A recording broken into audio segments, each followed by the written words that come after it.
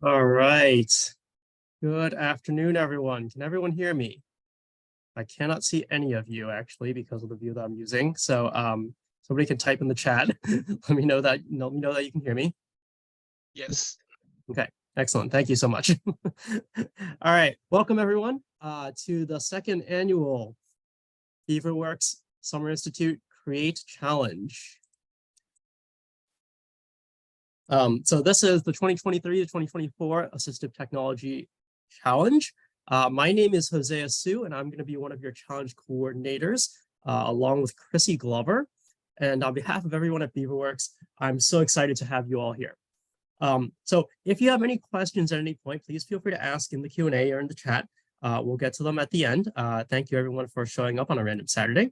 And of course, the part of the point of us having all you here today is to kick off our little challenge, but also the fact that we're doing this in sort of regular Zoom format instead of a webinar is that you can see just the number of people in this community, the number of people who are going to be in your community who are interested in doing these kinds of assistive technology things, who hopefully you can call, friends and colleagues later on during the course of this challenge, because they'll be the ones who are helping you, you'll be the ones who are helping them figure out how to solve the problems that you're facing together.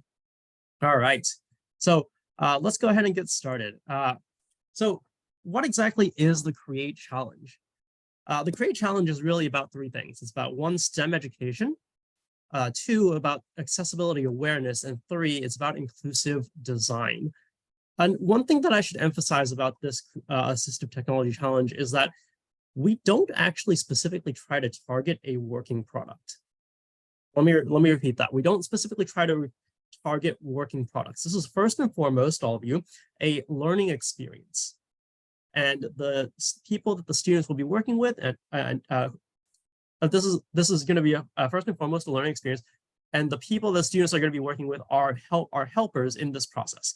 They're people who are volunteering their time and days for the students to actually learn these processes. Working products on the other end are bonuses. Sometimes they do happen, sometimes they don't, but they are bonuses to this process and they're not specifically the end goal. So who's participating? So this year, we're very excited to have 60 plus teams participating in the challenge. And you can see just the number of people that we have. We have about half of people in attendance just because we're a little bit, it was a little bit last minute of us, random Saturday. But on the whole, we have over 200 students and coaches signed up for this challenge, and we'll have an increased number of that once we take into consideration the number of co-designers that you're going to be working with. So something on the order of 260 or so students and coaches and co-designers. Also represented among you all is over 50 different schools and organizations. So many of your teams are organized around groups in schools, but some are not. That doesn't really matter to us as long as you can get together. So just really, really excited to see this rather large crowd turnout for this really cool event. So let's talk a little bit about the model for the assistive technology education that we're trying to put forth here. The model that we have for the CREATE Challenge is first and foremost distributed and virtual. There are, however, also in-person elements and community-based elements. This is probably the most community-based class that we have as part of the Beaverworks Summer Institute that we run from MIT. So let's talk a little bit about how we got here and compare and contrast sort of what we're doing here today in comparison to some of the other things that we're drawing from a long legacy of such projects at MIT. So MIT has run for many, many years this class called 6811. And if you know anything about MIT, you'll know that many, many of the things are actually just numbers. So this class 6811 is called Principles and Practice of Assistive Technology. This class is for MIT undergraduates, so that's college students, and MIT graduate students, so people who have already been through college and are back for more school. And they work together in teams with a person in their community to help them build a product to solve a challenge of daily living. I hope that sounds very familiar to you. Later on, spinning out of this class was the MIT AT Hack, which ran for a number of years and then paused and then is actually restarting this year, which was a hackathon. If some of you showed up early, you would have seen one of the videos from one of the AT Hack challenges a number of years ago. where we again had students coming together in teams at MIT, working with people in the Boston area with various kinds of disabilities, building products with and for them, ranging from things like walkers to portable bidets to things like helping a person in a wheelchair launch a soccer ball so that he could play with his kids, and so on and so forth. Lots and lots and lots of different kinds of products. Then beyond that, we had the Beaverworks Summer Institute Design of Assistive Tech class, which ran for a number of years over the summer, which was sort of a 1 month long in-person or virtual version of this course. And now we are at the Beaverworks Create Challenge that we've been running since last year. And let's just do a quick comparison here. So actually, PPAT, the Principles of Practice of Assistive Technology, had about 10 to 30 participants and about 5 to 10 projects, and was limited to MIT undergraduates and MIT grad students. So in order to participate in that, you had to first and foremost get into MIT. And then you had to get into this class. And then you had to go find someone in the Boston area. So not the easiest and most accessible thing in the world for the student side. AT Hack was quite a bit more accessible. It was open to the students over in the Boston area. And we had about 100 participants, about 20 projects per session. But still, we're kind of limited to the Boston, Cambridge area. BWSI AT ran in 2 versions. I had 15 to 30 people, ran about 8 to 30 different projects, and was either sort of, again, located locally in the Cambridge area or across the United States, according to our virtual model. And then for a while, people were trying to convince me to turn BWSI AT into something a little bit broader. And actually, what it really took was that some of our alumni from that class ran a virtual maker fair one year. They decided that they didn't have enough from the summer course, and they started their own little nonprofit, D4AT, and they actually created their own virtual maker fair that ran over the course of a year, culminating in a virtual event running with 10 different high school teams across the United States. And so we said, oh, wait, okay, we can actually do this. So as of last year, we've had the Create Challenge, again, over 200 students, over 200 participants. And this year we're having over 60 plus teams and 60 plus projects. And now we are around the world. We have a number of international teams. For those of you who saw the second video that we showed here, that was actually one of our international teams, I believe located in Hungary from last year, doing a really amazing job showing that, yes, indeed, we can actually do even these maker type events internationally and virtually around the world with, and for people with disabilities. So this is really, really amazing. I should, however, emphasize that we are still prototyping. So there are a number of things that we are changing from last year to this year. Lots of the core elements are staying the same. However, there are going to be things that we're tweaking. Not everything is quite in the final form that we want it to be, but hopefully by the time you get to it, it'll be okay. We are still tweaking our processes a little bit from last year. They are mostly worked out, but there are going to be some small changes to address some issues that we had from last year. And one of the things that I should point out is that in the course of doing these projects, the breadth of potential projects and technical skills that you may be asked to call upon is daunting. So we have a number of materials up on the web that I'm going to be describing in a little bit to help you with this. But because we are still prototyping, because we do not cover everything that maybe we want to or we need to, if your team needs help with something, please reach out. If your team finds useful resources that would help others, please tell us, and we'll tell you ways to do that in a little bit. Okay, so this is, of course, still a prototype, our second iteration of this particular course.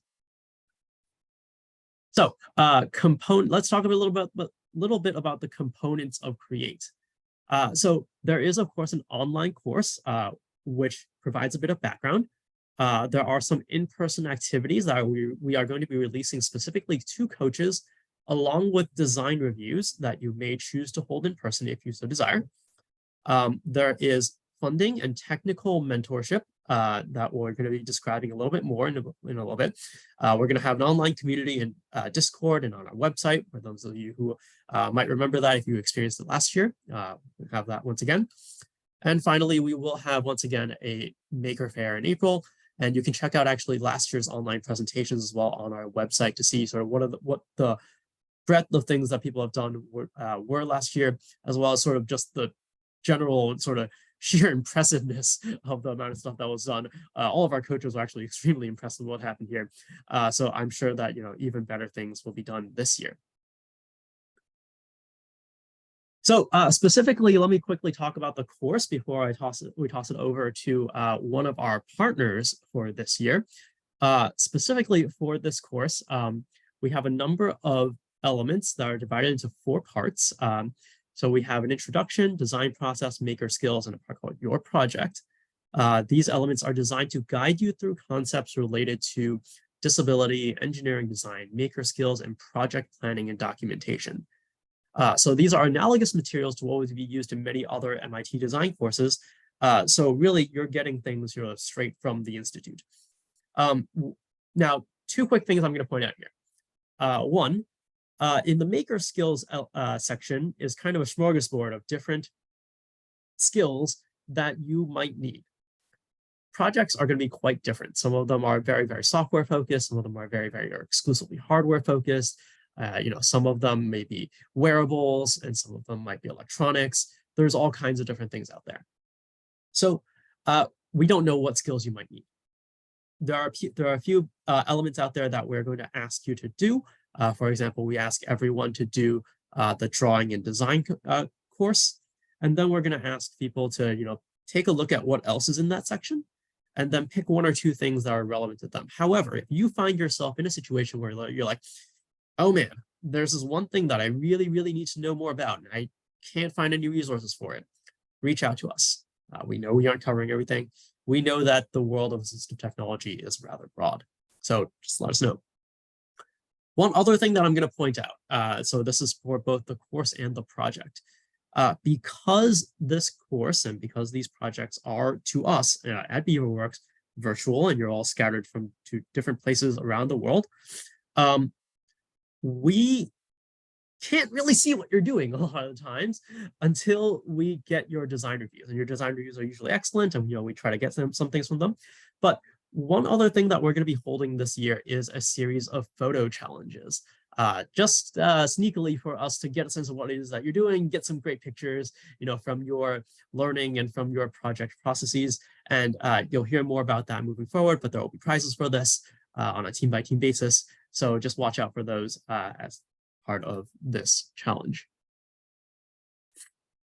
Okay, so we are proud to announce that this year, one of our primary partners is AFOA, the Advanced Functional Fabrics of America, an organization located also here in Cambridge, Massachusetts, which has an online wearable technology curriculum that they have made available specifically to you, students and educators in the Create Challenge. So actually, I'm going to stop sharing for a moment and toss it over to our AFOA rep, who I'm going to need to find. You can speak up. Hey there, I am here. Thanks so much, Beaverworks. I'm so excited, and thank you for all the students that have joined today. Excited. Let me hold on. Let me spotlight you for a second. There we go. Okay. Let me go ahead and share my screen. I've got a few slides to share, but I promise I won't spend too much time on them. Just give me 1 second.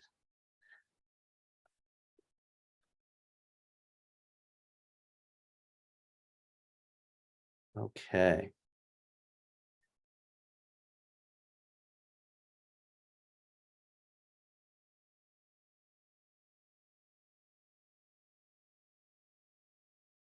Okay, let me know if you can see my screen. Thank you so much. We can see it. Thank you to everybody, and thank you so much, Beaverworks, for letting us to join your program this year. We are so excited, and we are so excited to see all of the amazing things that the students come up with this year. So AFOA, Advanced Functional Fabrics of America. I just want to set the scene, everybody, for who we are and what we are and why we care about this program. So let's create. So who am I? So I'm Robert Finnegan. It is nice to meet all of you, and we are so excited to be a part of this. I have 20 years of experience working with different programs that aim to help students unlock skills and STEAM and passion for STEAM careers. And we are so excited to do this program. I run a program within a FOA, which I will explain here in a moment, that is called our Education and Workforce Development Department, because it's very important to us that we think about the next generation of STEAM creators and engineers across our country. So what is a FOA? And specifically, how does it fit into Manufacturing USA? And what is a Manufacturing USA Institute? So because the government of this country cares so much about ensuring that manufacturing stays a viable industry across all different kinds of sectors, they've created an initiative called Manufacturing USA, which really aims to promote the skills and the revitalization and the new technology in manufacturing across biotechnology and robotics and metals. And we are part of that. There's 17 manufacturing institutes, and we are one of them. And we are focused on rekindling the textiles industry. And it's not the most automatic thought, right? When you think of fibers and textiles and technology. But what we know about the future is that in the future, you will wear your technology. And at a FOA, we are all about creating a domestic base of manufacturing that takes existing textiles in the industry it has been, and it embeds the next generation technology, including semiconductors and advanced materials and software, so that your clothing and the things you sit on and the things that you ride on become sensing technologies. And to do this, we need the next generation of brilliant scientists and engineers helping us to do that. So as an institute, we care about building the advanced textiles manufacturing ecosystem. So what are all the industry companies, apparel companies, and how do they get involved in helping us drive this innovation in this technology? We care about the technology, and we have scientists every day in Cambridge, not far from MIT, thinking about and planning for and creating those technologies and embedding them into clothing, so that clothing can, emit messages from one piece of apparel to another. They can be used in medical settings so that they can reduce, pain in the operating room, etc. We also care about the workforce of the future and inspiring young adults like yourselves to go into this field of engineering and manufacturing so that we can get better and better at what we do, and the technology can get richer and richer. So what's our mission? To inspire and grow a skilled workforce, and to help young adults know that this industry exists and that you can get involved. And so what are we offering as part of this program? So we're excited. So we have a curriculum that's aimed at young adults and high school students. And it's really aimed at helping you create prototypes, real prototypes, where you can design and create functional fabrics. And we thought it was a perfect accompaniment to this program, because so much of it is focused on assistive technology. And so many of our student teams, when put to the challenge of creating prototypes, have come up with different kinds of wearable technologies that would be assistive in nature, right? And why do we think that this will help? First of all, the curriculum's fun, right? Whenever you get your hands dirty and you can create new ideas and iterate on those ideas, it's fun. It's steamy. It's focused on engineering and design principles, and it's hands-on. So you actually get to create things. So what are some of those things that you can create? I'm going to skip ahead. We have had student teams across the country create things from wearable wrist monitors for what your heart rate is, how safe are you when you're exercising. We've had student teams across the country develop wearable metronomes, right? So if you think about that, not only does that help a musician, but it can help a musician that might be differently abled, right? So if you can't necessarily hear the tick, so for instance, my sister was a drummer, she also happens to be deaf. If she had these wearable metronomes, right, she'd be able to sort of feel that pulse as she's drumming along. We've had young adults create wearable headbands that would allow different folks to sort of guide, and like there would be a sensor if they were if they had sight impairment, they might not, you know, bump into walls. It would, you know, sound an alarm. And so really the possibilities are endless, and that's what's so exciting about them. So I know I don't have a ton of time. I could talk about this forever, but I'm just going to quickly show you what you actually are going to have access to. So I'm going to click here. What we are offering is our online curriculum. Student teams do not have to use this. If you choose a prototype idea that incorporates wearables, we encourage you to use this and find what might help you, you know, create your prototypes, guide you through it. Our course has different lessons, which you don't necessarily have to go through, and different materials, which might really be helpful around your journey to create prototypes. So it's a really easy curriculum. You won't have to create an account to log in. There's all kinds of resources here, and there's embedded videos that you'll have to walk you through some of the materials. So if you chose to go through and use some of this, you might have to order online some really easy kits, you know, lily pad kits that would help you. But once you were able to do it, we have these video walkthroughs. I'm just going to play one real quickly. All right. That will allow you to use the different programs and the different and an RGB LED that the different systems that you'll be able to use to create these products. By the sense. Really flexible, easy to use. It will be right in the site for the Create program. And we're going to create a schedule for webinars for student teams that are interested in using our program to develop wearable technologies. And you'll be part of our ecosystem. So I think that's enough. I don't want to take up too much time. Back to you, Beaverworks, unless there's questions or anything else you'd like from us. All right, maybe. All right, thank you, Robert. We'll get to questions at the end. If you do have questions, please feel free to type them into the chat. We will get to them at the end. Thank you so much, everyone. All right, thank you, Robert. And for those of you who are educators here, of course, great contact to have here. You know, probably going to be some resources that you might be able to use in other settings as well. Okay, so let me get my screen back up.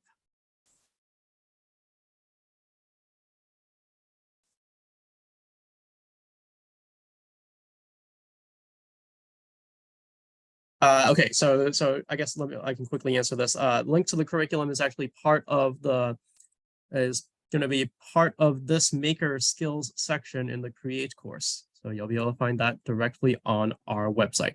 And there'll be a QR code at the end for you to get to the website from this presentation as well. All right. So thank you, Afoa. Thank you, Robert. All right. So last little bit about this that we wanted to go over, just to give you some heads up for logistics for the way that this course is going to work during this particular school year. So we are currently in about the middle of November or so. Can you believe it's almost December? We are going to be basically waiting a little bit, letting you get started in the course. You can get started whenever you want. And one of the things that we're going to encourage you to do is get started in figuring out your co-designers. These are the people that you're going to be working with. And once your co-designers and your projects are a little bit more firmed up, that's when we hit December and January, when we're going to do a bunch more mentor matching. So we have a group of people who have kindly, volunteered their time to help out various teams with technical aspects of the projects, but we don't quite know who to match up with who yet because we don't quite know what your projects are going to be. So we're going to wait a little bit, wait for you to find co-designers for those of you who are still needing to find co-designers, and then we're going to be doing some mentor matching. In January, all classroom modules are going to be released to coaches if they aren't already before that. There will be an initial peer review period that is going to end at the end of January. And then there's going to be a low fidelity mentor review, then another peer review, then another mentor review. So the pattern that you're going to see here, for those of you who are new to the challenge, is that basically we have two pairs of reviews. We have this initial pair, which is peer and mentor. And then later on, a higher fidelity pair, which is peer and mentor. These are meant to go together, so you can give the same presentation each time. However, the peer review is going to be something that you're going to do live. We have all the guidelines for those online. The idea is for you to meet up with one or preferably more than one other team so that you can present to each other about what you have done during the last month or two.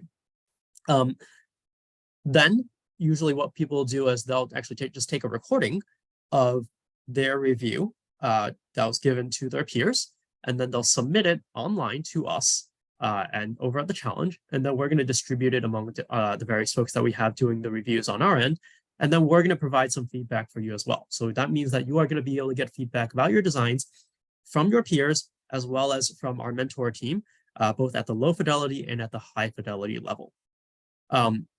After all of that, in late April is our final event, like this Maker Faire that I mentioned, which currently is planned to be online, virtual, something similar to this. However, basically what we ended up doing last year is we had so many projects that we had to break it up into 4 different tracks. Imagine that the sheer number of projects that had to happen there. You will all be submitting both a video and a set of documentation, basically showing us what you have done during the course of the year, and then we'll be showing that to the world. You'll be able to see what each other different projects have done. All right, so that is our main schedule. So just a quick word about co-designers. So co-designers are a member of your community with a disability with whom your team will be designing a product. So some teams, like I mentioned, will already have co-designers. We know that from your application forms, or some teams already have folks in mind. So this is answering one of the questions that was just in the chat. Everyone should aim to have a co-designer by mid-December.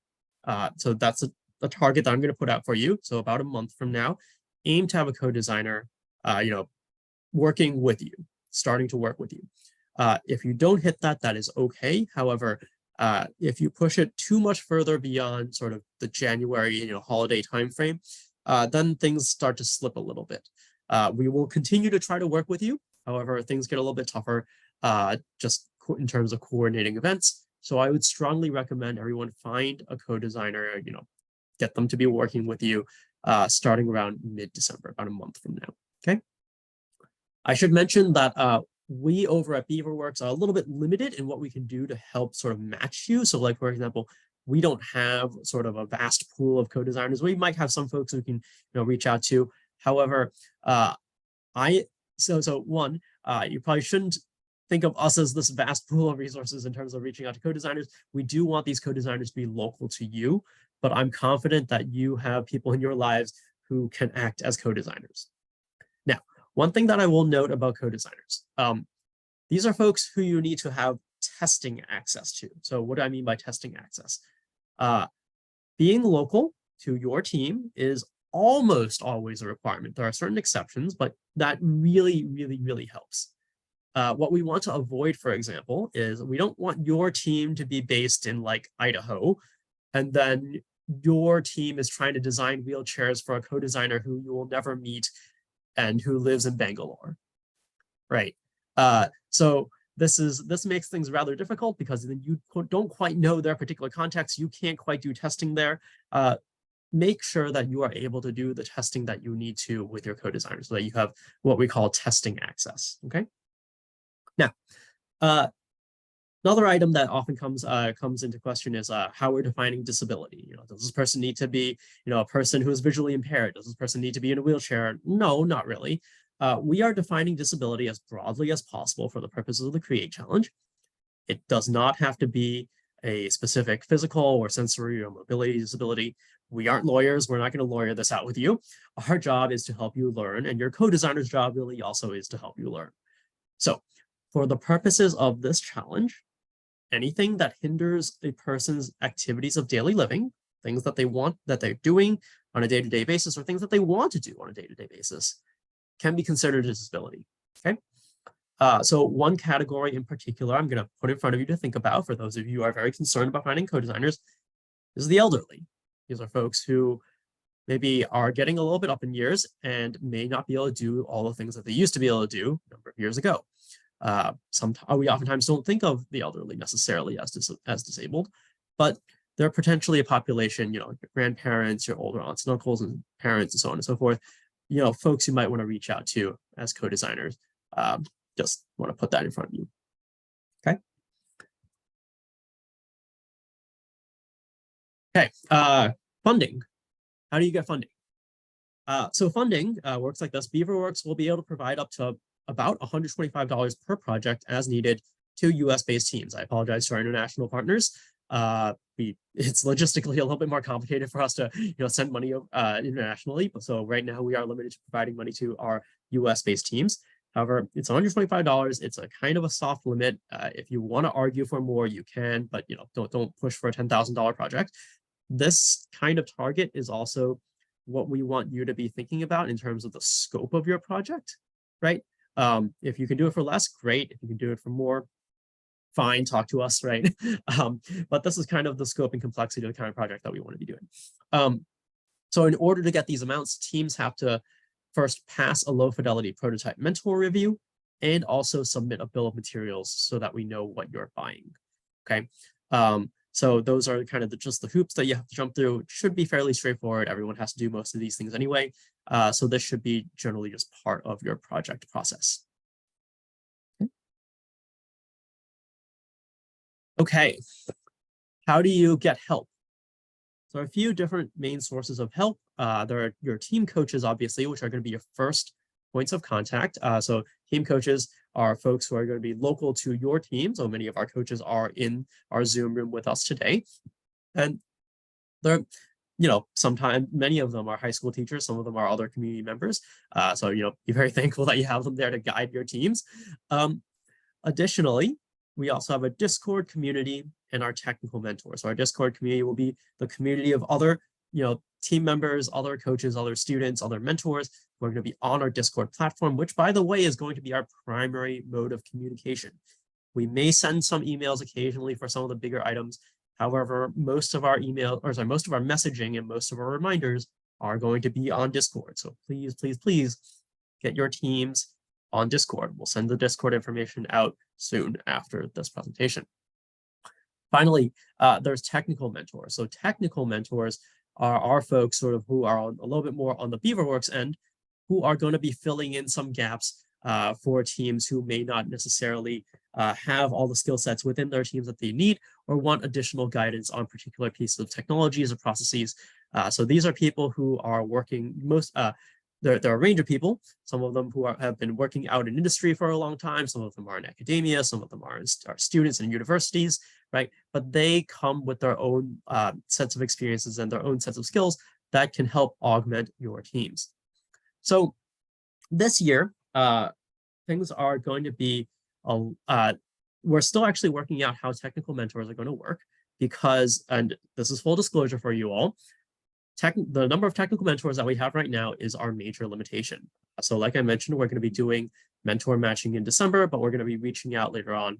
And there's basically going to be two kinds of mentors. There are going to be some mentors who are going to be attached to teams.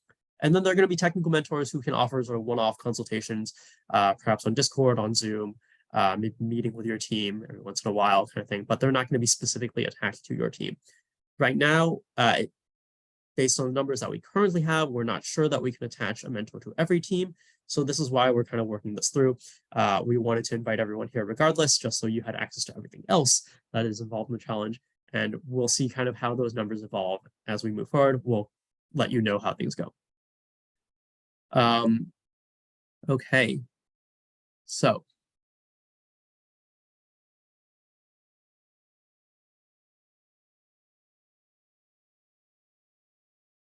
All right, I think 3 more slides. And the first one, actually 3 more slides, mostly bits and pieces of advice. Okay, these are things that we have learned over the past few years that I wanted to put in your heads early. Okay, so what have we learned that some things first that don't necessarily work that well? Some bad ideas to put in front of you. If you think to yourself, our co-designer may get hit by a car if your product fails. Our product fails. Please don't do this. Please don't pursue this kind of product. The challenge will explicitly not support safety critical products. Don't do these things. We don't want you to be responsible for somebody's safety. Second, if you think to yourself, this is the $1,000 grocery cart that we built from scratch. Also, think to yourself, modifying existing products is fine.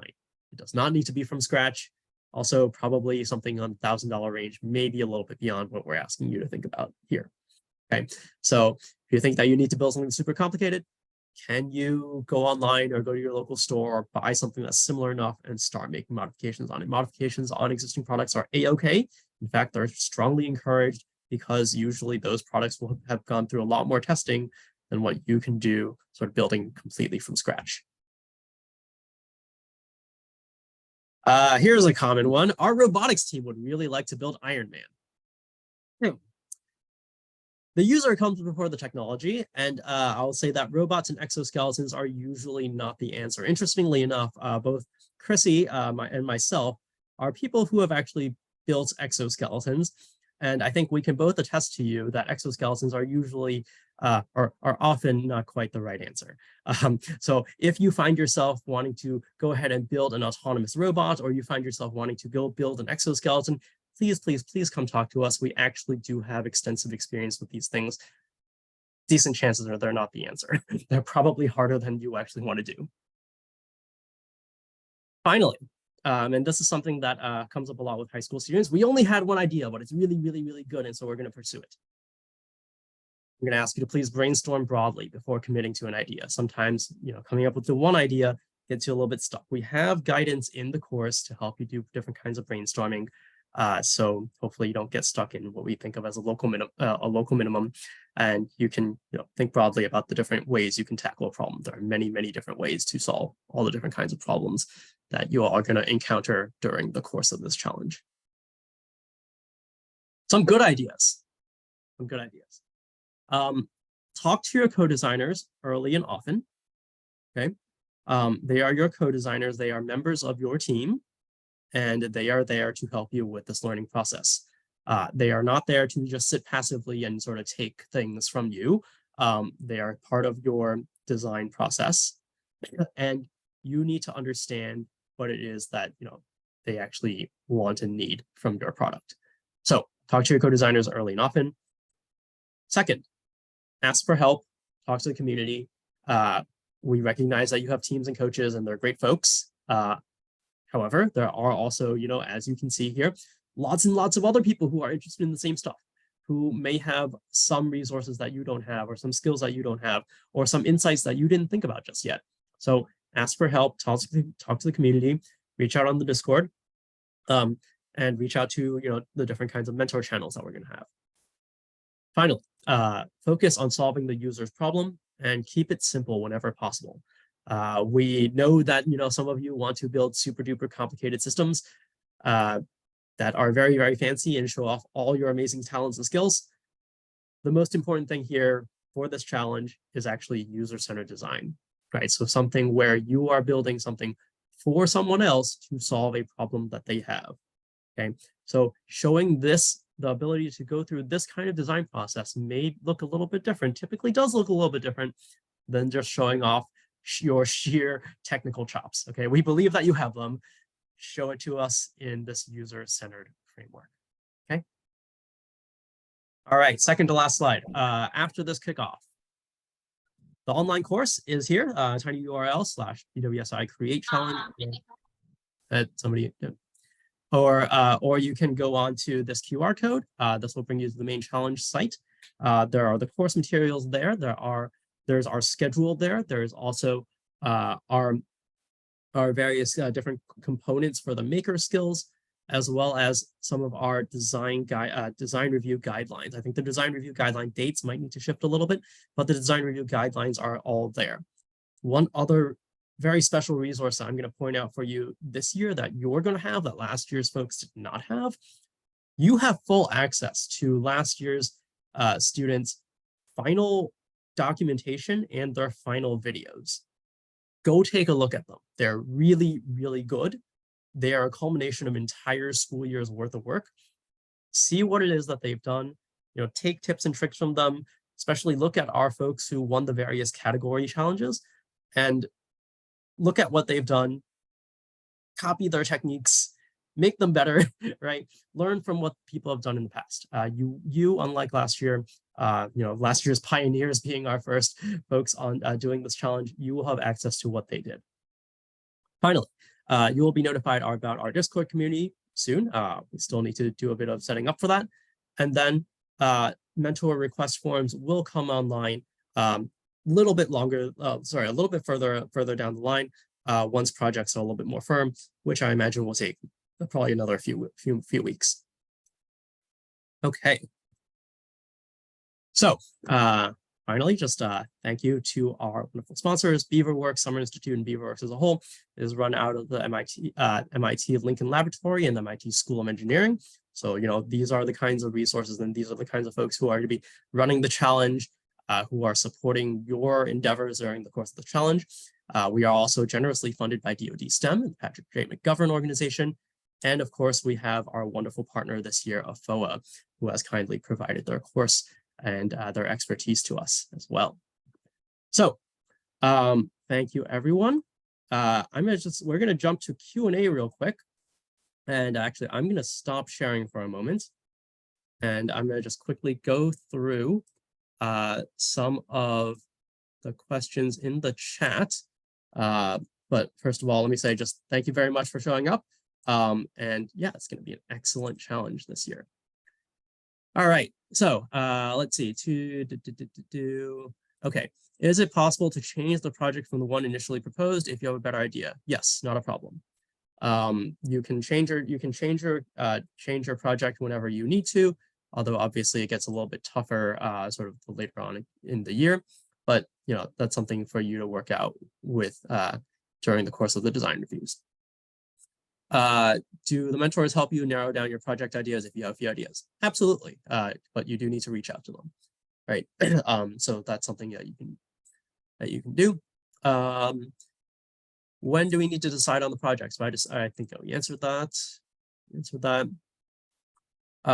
Will there be any project resources? I believe, yeah, so that was answered by FOA. Will you have access to this recording? This will be posted on YouTube, and then we'll be distributing the link to that. Discord is blocked at our school. The solution for that, I assume, is going to be don't use it in your school, use it at home. I can't do anything about that, sorry. Can you find potential co-designers in the Discord community? Maybe, unclear. Because the Discord community, will be, US students, it will be our mentors, maybe a few other folks, but it won't necessarily be like sort of high concentration of people who are going to be co-designers, right? So just note for that. Robert, you have your hand raised. Yeah, I mean, it's not immediate right now, but I did want to throw this out. So regarding the curriculum that I shared, it's accessible and a resource that can be used for all student teams. A couple of notes that I wanted to highlight as I was going through the presentation, which I didn't. The course is really designed for educators, so any student team that uses it will notice. It will be like, here are some lesson ideas, here are some PowerPoints. There is no need for student teams to go through the full length of the curriculum in order to use the prototyping materials that you can. Use as much of it as helpful. There's 15 lessons. We don't expect students to be going through. It's also not asynchronous, so there is no monitoring of students actually going through the program. So I just wanted to make sure that that was clear. Really designed for educators, but given that you're motivated student teams, we thought there's a bunch of resources that could be really helpful. So in any questions you have regarding it, the Beaverworks team can facilitate that communication with us. We will create a webinar schedule, and we'll also create potential mentor opportunities. So stay tuned. But I did just want to make that note if students, jumped into the curriculum and started getting confused, like, do I have to take this curriculum? Are there tests involved? Nothing like that. It's just really a resource you can use as much of it or as little of it as you choose. Great. Thank you for that clarification. Let's see. Who should we contact if we have questions later? So like I mentioned, most of our contact is going to be through Discord. We will be sending that information out soon. If you have questions, I guess before that, please feel free to reach out to BWSI-Create challenge@mit.edu. That is listed also on the website. So just go to the website. I think it's part of the FAQs, and you can reach out there. Will the slideshow be emailed to you? I guess we can link it, but we also mentioned that the video for this is going to be posted online as well.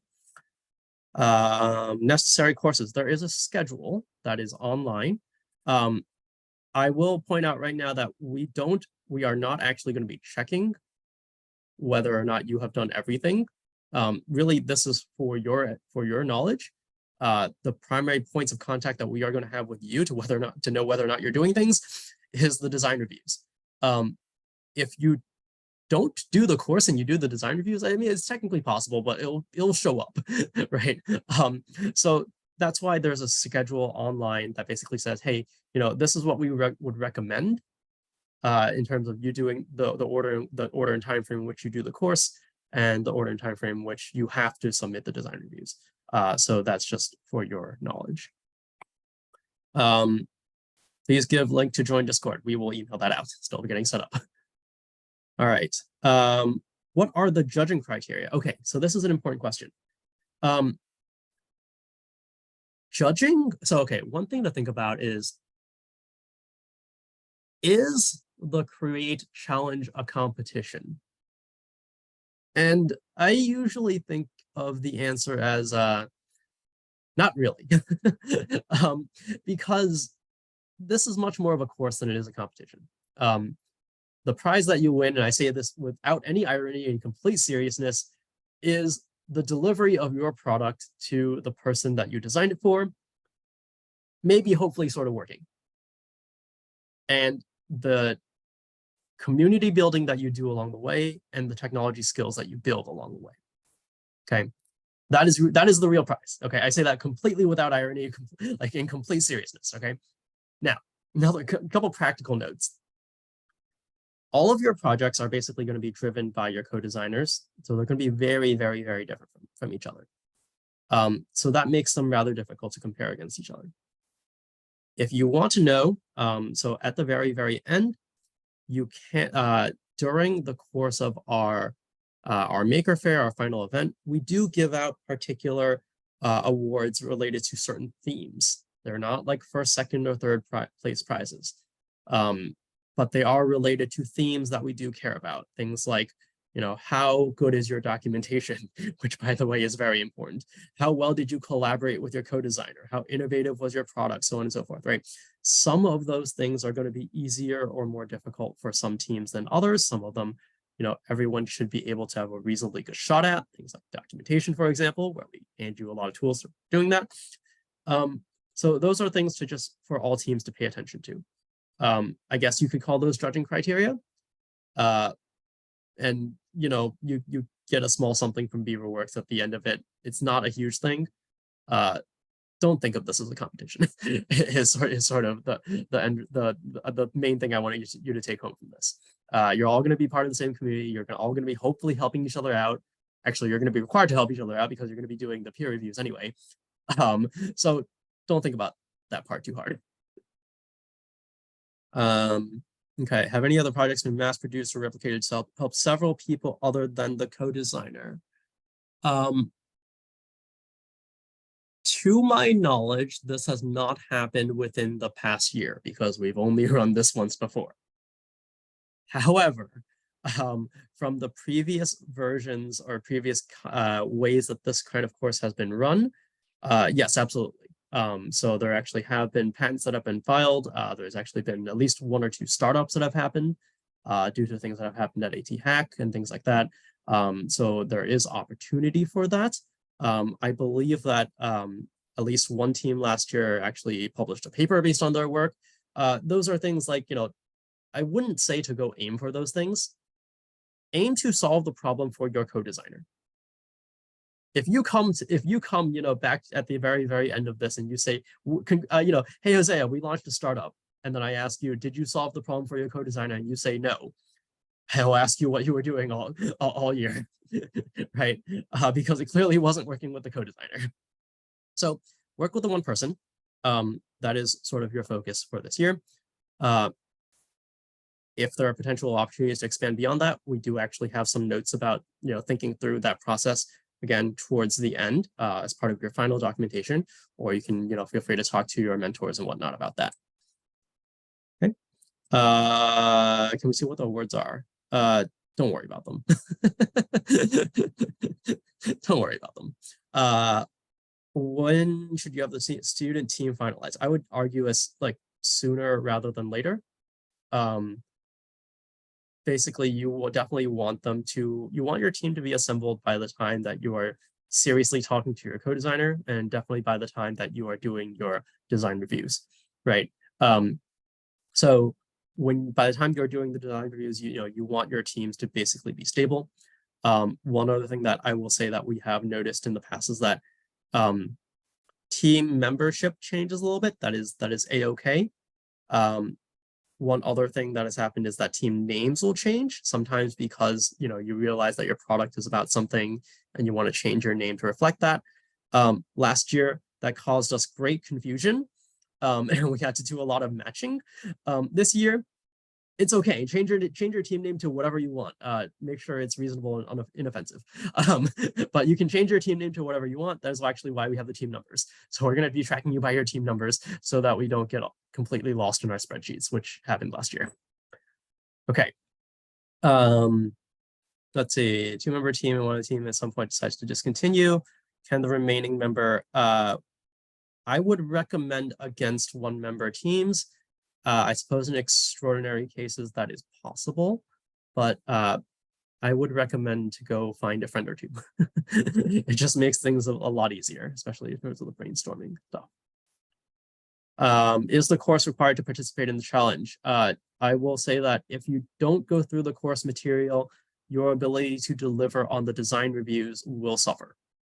Your going through the courses will be extremely helpful in getting you through the design process and getting you through building your product and getting through your basically the challenge as a whole.